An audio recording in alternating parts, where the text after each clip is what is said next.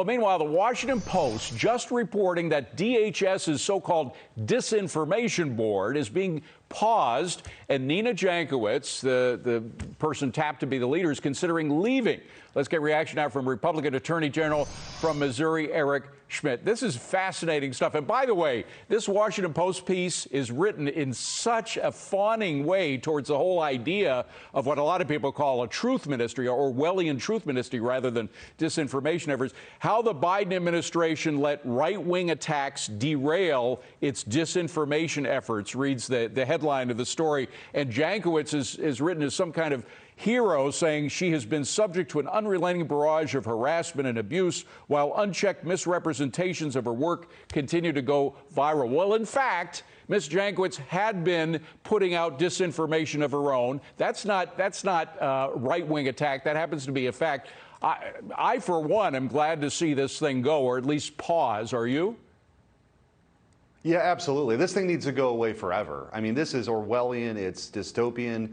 It's un-American. The idea that the government would put together a board with Jankowicz at the head of it, deciding what is disinformation or misinformation, censoring Americans, is something out of a third world banana republic, not the United States of America, where the very First Amendment, that is, the protection of people to speak their minds, is held sacred. It's the beating heart of our Constitution. It's really unbelievable, actually, that this was thought of, that this was put, out there. And I think Mayorkas in that hearing maybe let the cat out of the bag, because a lot of people weren't aware of this. And I think you saw a tremendous backlash. We have a lawsuit against the government working with big tech. And part of that is that this newly established Ministry of Truth is antithetical to the whole American idea. Well, and it's on so many fronts. It's not only the disinformation agency, if you want to call it that, but you look at these attacks on parents who were speaking their mind at school boards, and how A.G. Garland apparently did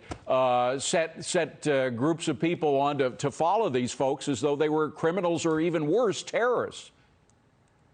Well, think about that. The government of the United States, the Department of Justice, weaponized the FBI to go after parents under the Patriot Act as domestic terrorists who had the gall to show up to a school board meeting objecting to divisive critical race theory or the forced masking of their kids. Again, this is out of some sort of third world country, not the United States of America, but it is the politicization now of the Department of Justice. This Biden administration is incredibly divisive, and they're willing to sort of turn that arsenal on the American people, and it's wrong.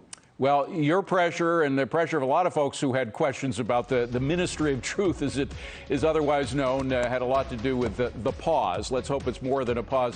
Missouri AG Eric Schmitt, thank you very much for being here. Appreciate it. We've got to take a short break. We'll be right back.